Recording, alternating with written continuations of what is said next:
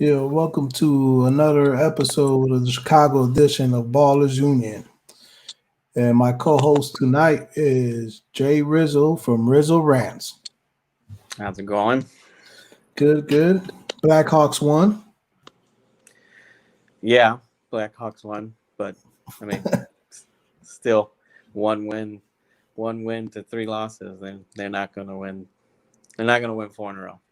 Corey Crawford is playing great, but other than that, they can't hang with the Knights. I don't think. So they have a 0% chance of winning then, huh? Yeah, I kind of said that when the playoffs started. As much as I love seeing the Hawks win, and it's great for the city and all that. If they would have lost, they had a chance of getting that number one pick. I would have definitely told them to lose that series against Edmonton and take a chance of getting number one pick because everybody's getting older, man. It's core guys. You need some guys coming up, and they do have one of the top rookies this season. And you still have Kane, who's still playing at a top level. Taves came back this year and played well, but overall, that number one pick would have been way more important than them winning one series and then now just getting knocked out by the Knights. Right, right. Well, moving along, let's go ahead and recap the Cubs and White Sox week.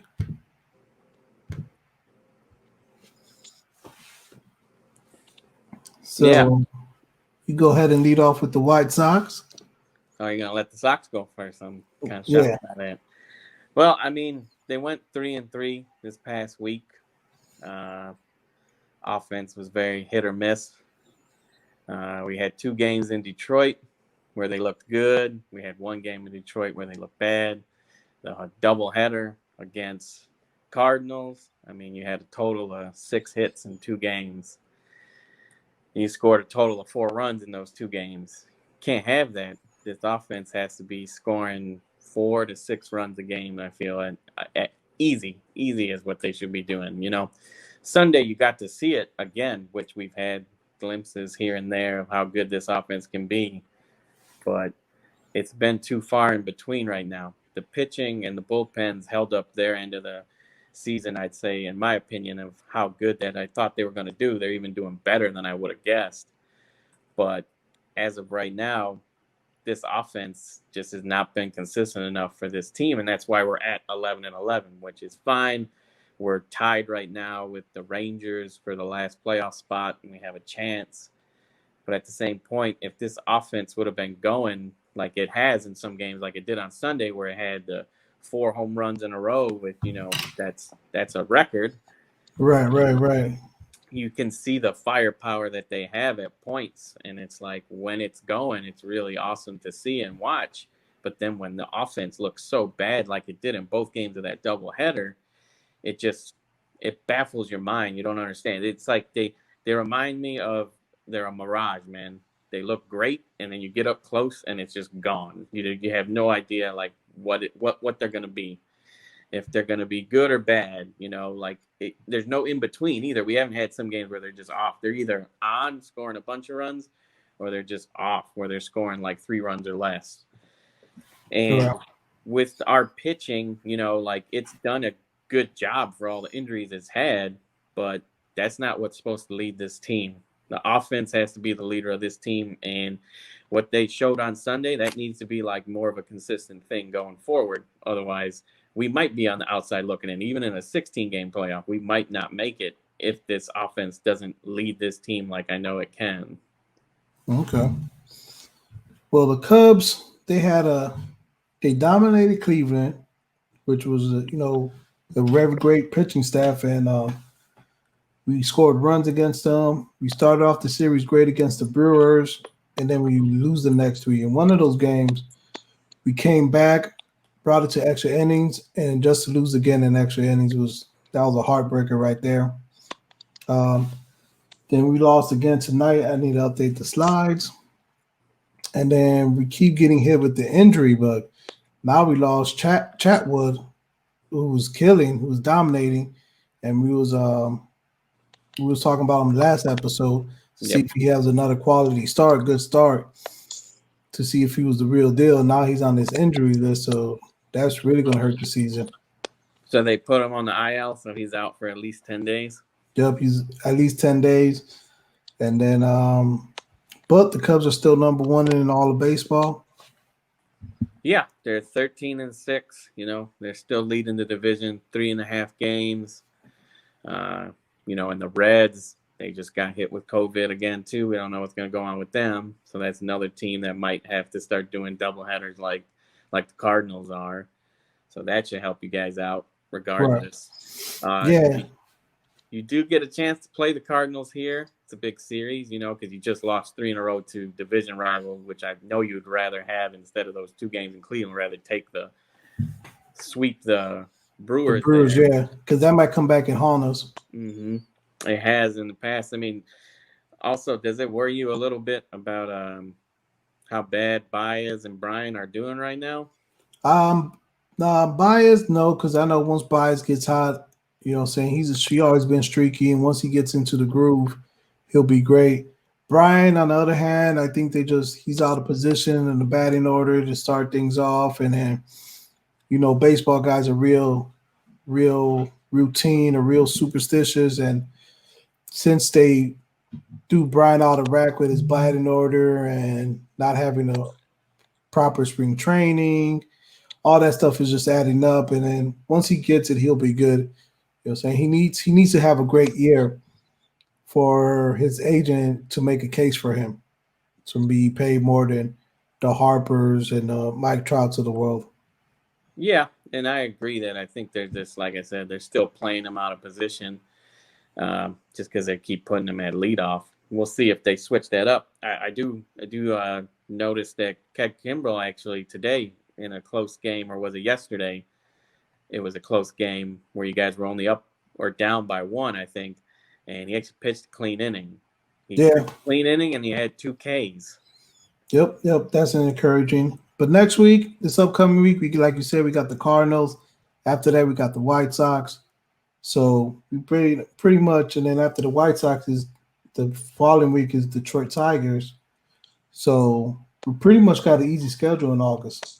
Yeah, I mean, I'm hoping the same thing for the Sox after this big Sunday win, because now we get to do 4 against Detroit, which we did look good in the last 2 games in Detroit when we got Tim Anderson back, which I think has really helped out the offense a little bit too. It seems like when he gets going and when he hits, he really ignites the team.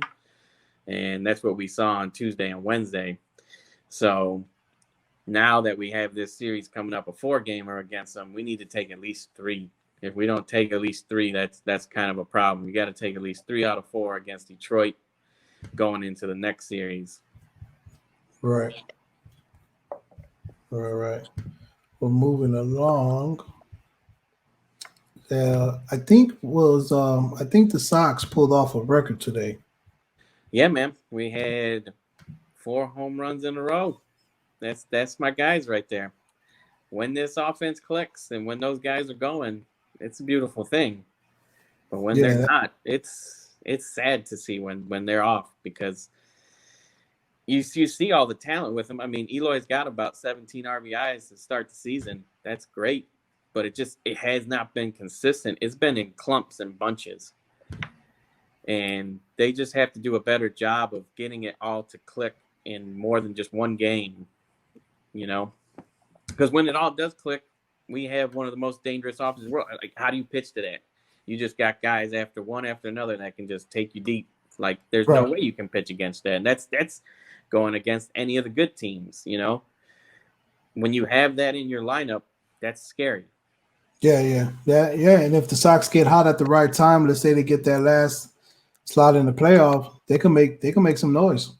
They can definitely make some noise. Because even if you're a good pitcher, if you don't have any easy outs anywhere, and if you're worried about getting taken deep by a whole team, that's supposed to be what we built. And it's nice to see it like we saw today. I just want to see it more consistently. Right. Well, moving along, it was great news for the Bulls organization and their fans. They fired their coach. Right now, the Bulls are look like they're making all the right moves. Look like they want to win back the fan base. Look like they want to go back to their winning ways in the 90s. And so let's start off. Who would you Who's your top pick to replace Jim Boland? I mean, I'll go with my dream pick first because I don't really think he's going to come, and that would be Mr. Mark Jackson right here. You know, he got the Golden State Warriors to what they were before Steve Kerr got there. When Steve Kerr got there, everything that Mark Jackson had implemented and started with him was kind of set for him. He just had to come in and get a game plan a little bit more set. Like he got them more shooting the threes and all that. Mark Jackson was a little bit more about defense. But as you can see, each season, more wins every year. Every year they were a higher seed. You know, they started, what is his first season there? They had 20 wins, went up to 40, then it went up to 50. You know, and if he doesn't have this whole beef with management and get on their bad side, I wonder if the Warriors win a bunch of championships with Jackson instead of Steve Kerr. I'm not taking anything away from Steve Kerr because I think he's a great coach, and I think he was the right guy to come in after Jackson. But I don't think Jackson should have ever gotten fired or let go, you know. And I don't blame him for leaving. It's kind of like when Tibbs left the Bulls. When your management isn't having your back or anything, I can't blame anybody for leaving. Like, you can't keep going to work knowing that everything you do, no matter what it is, no matter how good it is. I mean, the guy got him to 50 wins, and they still didn't want him there. Right. So I can't blame him. Now, like, that's the hard thing that would be a really hard sell for me to say to him because forever the Bulls management has been looked at the same way. And they did it to a guy in Tom Thibodeau the same way. Right. Yeah, I remember that press conference. They said if Thibodeau would have won the championship, right, he would still got fired. Right, because John Paxson's ego was just that crazy. Now I'm hoping with him stepping down and just becoming a senior advisor, I'm hoping that he's going to let Karnisovas just kind of do his thing, kind of like what the White Sox did with Kenny Williams, same way. After the White Sox won the World Series, you know, he had that crazy ego, and the White Sox could never get back to where they were, and it hurt us a lot, the way he was doing GM stuff and the way he was treating people. So it was nice to see when he finally took a little step back and let Rick Hahn come in and do his thing. And now you can kind of see with the White Sox, what they've built. I'm hoping is what's going to happen with Paxson is maybe he realizes he needs to take a step back. Now, like I said, this all could be a ploy. And then maybe just out of nowhere, John Paxson comes out and says, I'm going to be the head coach.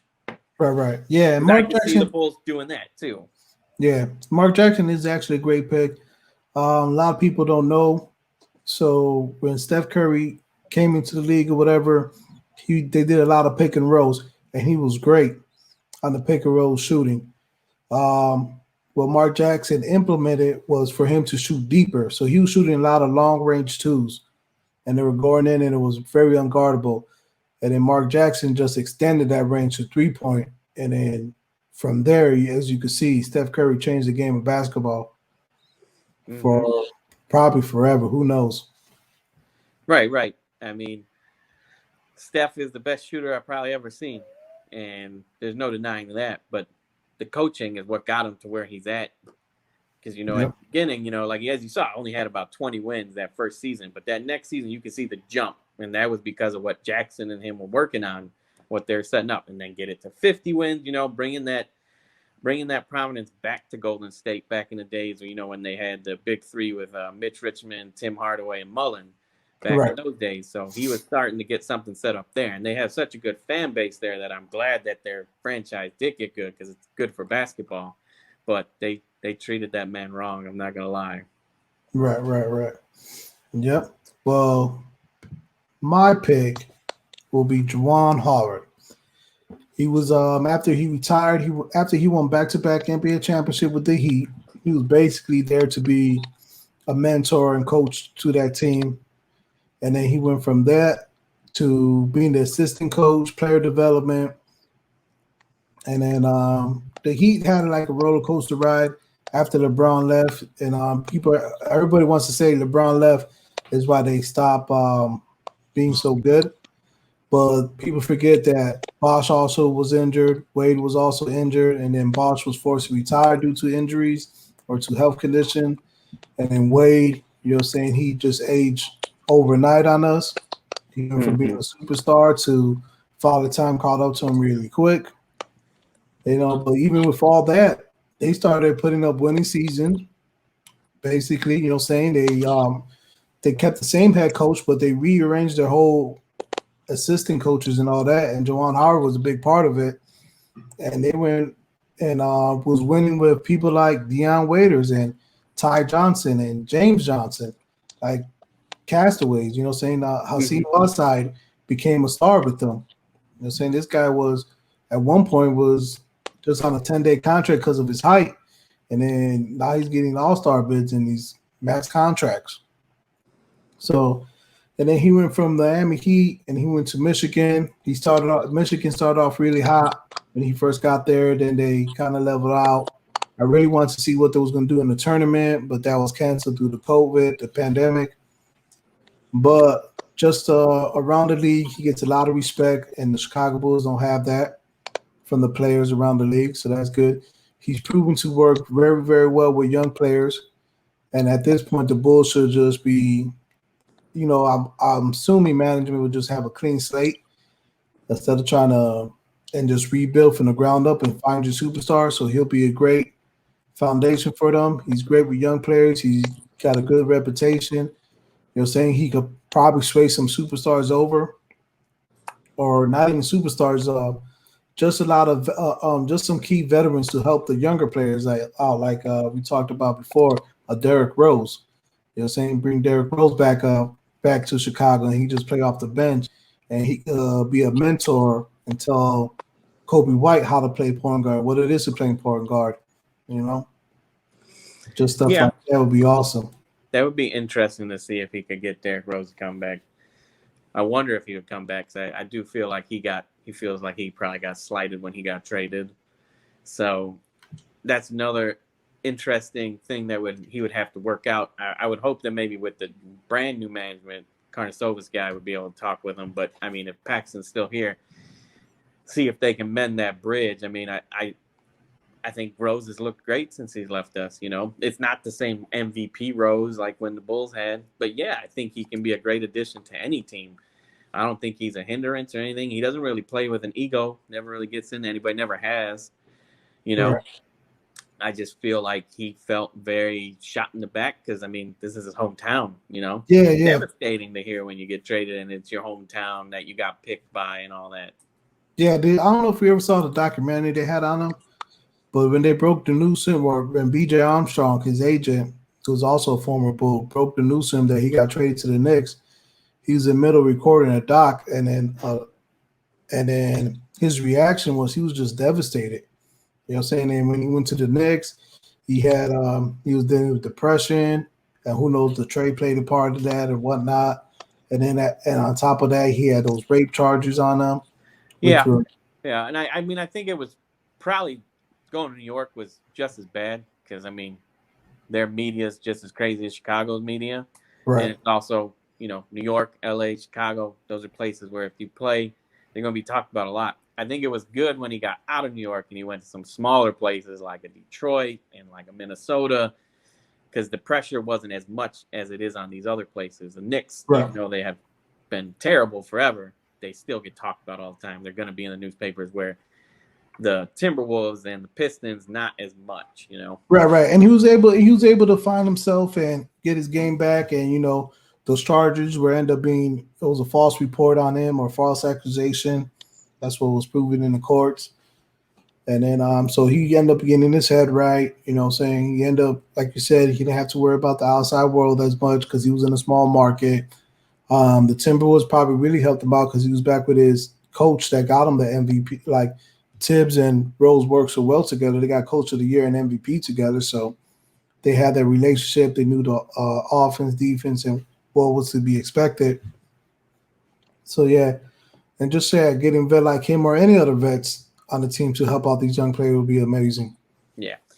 So, I mean, Mark Jackson was my dream coach, but I don't think he's leaving that booth at all, and I don't blame him. He gets paid lots of money, doesn't have to have any pressure put on him to go out there and just talk. So, I mean, that'd be great. I actually think my favorite choice of the guys that they've been talking about would probably be Adrian Griffin. Former Bulls player, played on the Bulls 2 different times. been a coach on the Bulls a couple different times as an assistant, and for the last couple of years now, he's been with the Toronto Raptors, which that's what I really like, because to me right now, best coach in the league is Nick Nurse.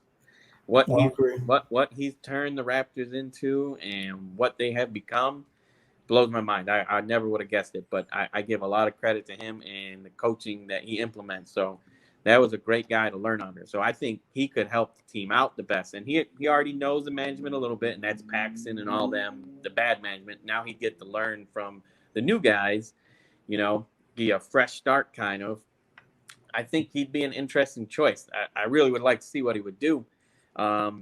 If it wasn't him, the only other guy that would be like just small second guy would be that guy from Denver, Wes Unseld Jr., just because him and Karnisovas both were in Denver.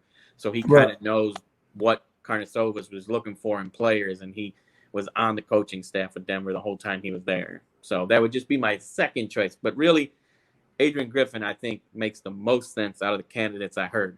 The number one guy I don't want that I heard out of the candidates, though, I want nothing to do with Chucky Atkinson. I don't want him. Please don't sign him. Other than John Paxson, that'd be my least favorite if that happened. Okay. Well, just because of the Bulls organization and how Paxson was running things, and like you allude to Stephen A. Smith, just trashing the Bulls and how bad the organization was run, and we saw the documentary, The Last Dance, and it just showed how bad it just put more in the spotlight how bad our organization was run. Mm-hmm. They're saying taking a head coaching job, because you got to look at it. Like I remember Scott, was it Scott? Yeah, Scott Skiles. He got fired on Christmas Eve.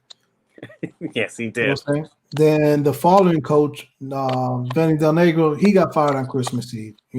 Oh man, I forgot about Vinny and his crazy hair. Oof. Right. And then we just talked about Tom Thibodeau saying if he would have won a championship, he would have still got fired.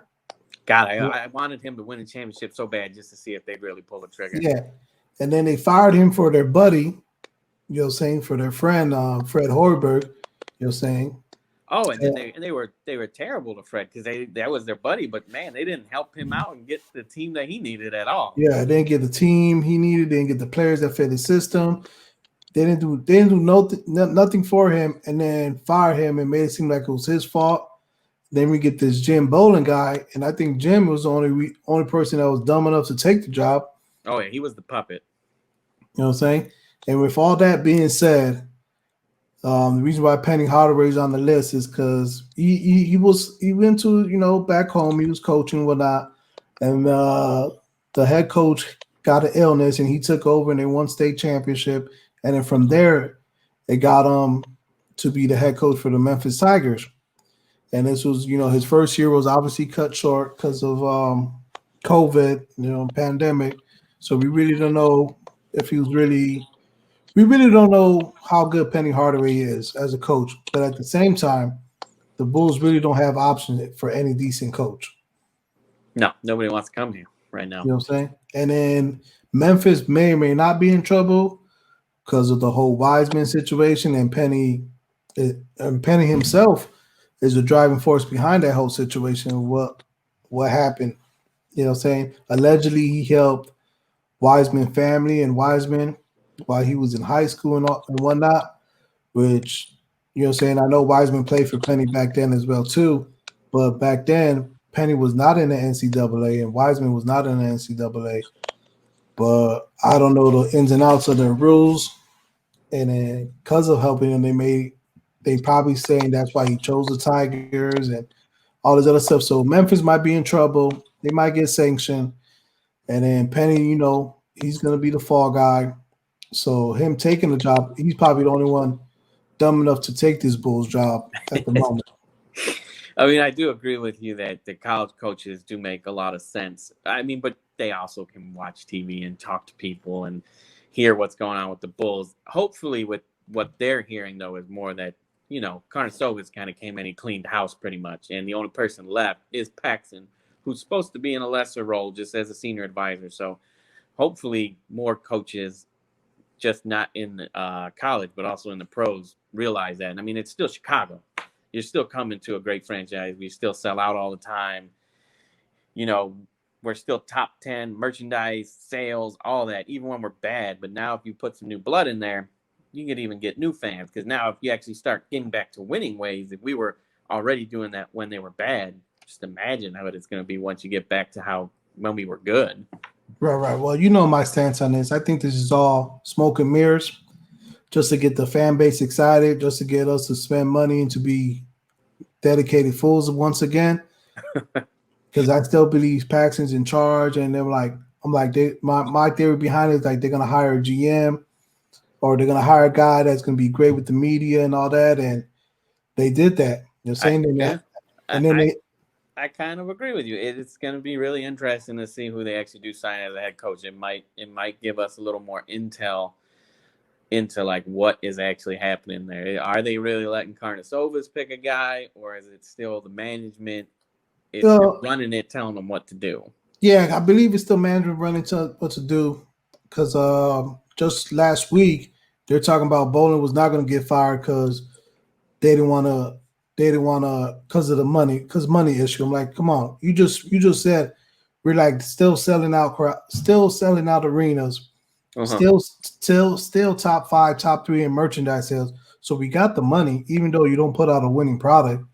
And you're talking about money issues, the reason why you can't fire a coach, like that's nonsense.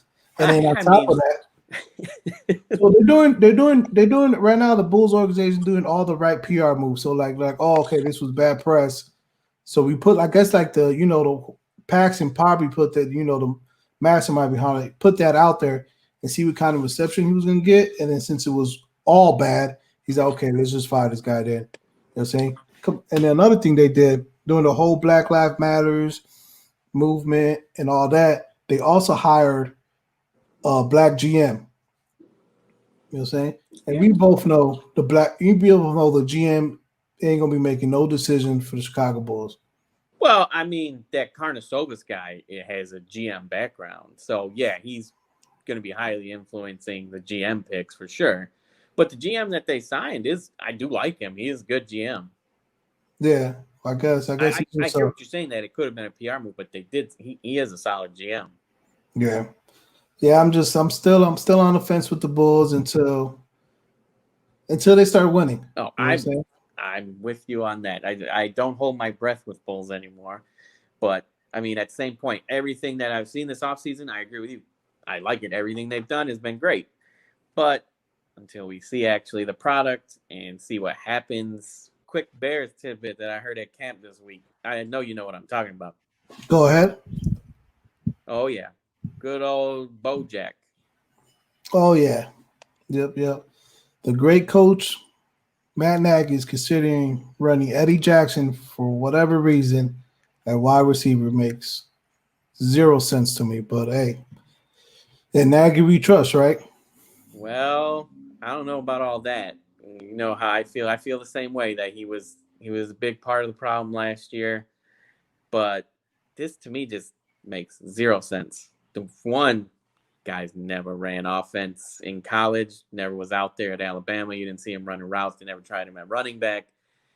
He's proven that he's one of the best safeties in the league, but he's not like a safety that is super fast or one that has great hands. So I don't understand what you're trying to run him at wideout for.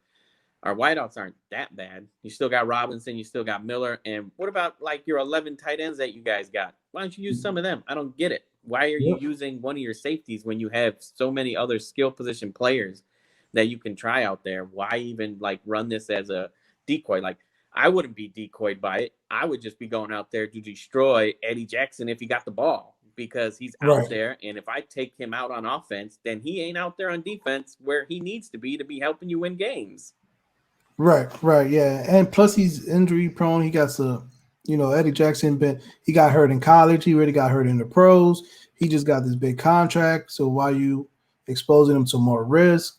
And I didn't even think about the contract thing. Are they trying to run him out there so they don't have to pay him? So I don't know. I do not know. And then that's the only thing that would make sense to me. Like, okay, you don't want to pay the guy, so here you go. Why don't you go out there and try to do this? Yeah. But I don't know why. I don't even know why Eddie Jackson is entertaining it. I would have said no. I'm not doing that. Well, he's a football player, He's a football player. That's fine, but dude, you don't get paid to catch the ball. but he's a football player, so and he's competitive, so he feels like he could be quarterback. So, But I mean, shouldn't he be thinking in his mind like, this is a bad idea? This is a very bad idea for my money if I get no, injured doing offense. that's what his agent should be telling him. That's what his camp should be telling him. But and then again, we got wide receivers on the team that we never use at wide receiver, a la Cordell Patterson. Then we got running backs we exclusive use as wide receivers and Cohen. So I don't know with this team. I do not know. Well, that's what I mean. We have Cordero Patterson and you have Ted Ginn. If you want to have guys that are just running stuff like that to like bust open some seams, it makes sense. But if you're just running Eddie Jackson out there as a decoy to get the defense thinking, like, what's the defense going to be thinking, though? Eddie Jackson's never proven to me that it's like he should be on offense, like what I've seen in games. So you put him out there, it boggles my mind, like what they think about or what Nagy tries to think about. I get it. These trick plays, they worked the first year. Awesome, man. But you don't got to run trick plays with non-offensive players either, especially ones that make no sense like Eddie. Yeah, and I know since you just brought that up, Nagy and his trick plays and all that, I know if I was on defense and I see Jackson, saying I'm already keen on him because I already know the ball's going to him. Oh, yeah, and if I was on defense and I'm a defensive coordinator of another team, I'm telling them, I want you to take Eddie Jackson out, let him catch it, and I want you to hit him as hard as possible because then he's not going to be out there. Right. There's no point to play him on offense. You need him out there on defense. The defense is good, but if you're saying it's good enough where if Eddie Jackson gets hurt, we're still going to be fine. No, they don't have depth at safety. No, this is true. This is true. And matter of fact, John Lucas, it's Lucas, though, a safety that we just signed this offseason for depth, opted out due to the COVID pandemic. Well, there you go. It's even less depth, even less of a reason to do it. Right. I do remember Jackson returning some punt returns in Alabama. Kicks and punts. Okay. Yeah. But I still won't do that in NFL on this level, no. He's never the injury concerns. And we've never done it with him in any of the years that he's been here. So I don't know why all of a sudden they changed it. When Devin Hester was out there and we were trying him out at wideout and Miami did the same thing. It's just because the dude could run and he was fast. He was athletic. Eddie Jackson's a great safety, but he doesn't have athletic skills where I think he should be playing two ways like Deion Sanders was. No, definitely not. Oh, but it's the Bears. It is the Bears. All right, that's it for us tonight. You got any closing remarks? No, man. Just the Sox. They just need to be more consistent. They're going to be great. Once the hitting comes, they are going to be great because the pitching already has been way better than I thought it was going to be with all the injuries. Bulls, find a head coach. I'm not holding my breath that it's going to be one that I'm over enthused about, but I just don't want to be one that I'm not, like Chucky Atkins or John Paxson. Blackhawks are done. Let's just be honest. It's 3-1, guys. I'm gonna make a bold prediction. I'm gonna make the Blackhawks gonna win the next 6 games in a row. Get out of here. So they're gonna win this series and then start by the next series winning 3 in a row. Yep. You're out of your mind, man. This ain't the same Hawks team as it was back in those days when we were winning cups every other year. So hey, I'm a Cubs fan, man. We got hope. That's all we got. And then this whole thing with the Bears, silly. Don't do it. You guys need to work on regular offense. Stop trying to implement defensive players on it. And if you want to catch me talking about any other stuff, check out RizzoRants.com. We're on Twitter too, @RizzoRants. So check out our posts. We try to post about 3 to 4 a day. All right. Sounds good. On that note, we're out.